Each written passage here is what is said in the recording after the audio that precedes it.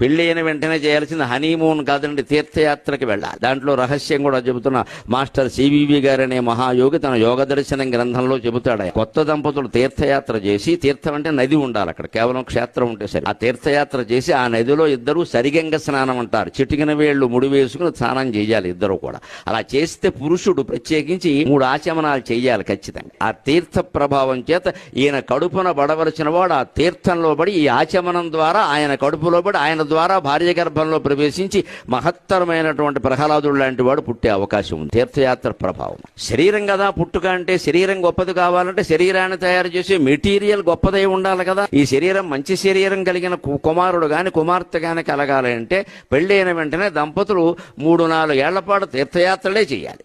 అప్పుడు మీరు తిరగండి ఓపిక. 25 ఏళ్ళు కూడా లేని రోగం ఏంటి, ద్వాదశ జ్యోతిర్లింగాలే 36 కైలాసానికి కూడా మళ్ళీ వెళ్ళి రావచ్చు తీసుకెళ్లేవాడు ఉంటే. ఇద్దరూ సేవించాలి నీళ్లు, ముఖ్యంగా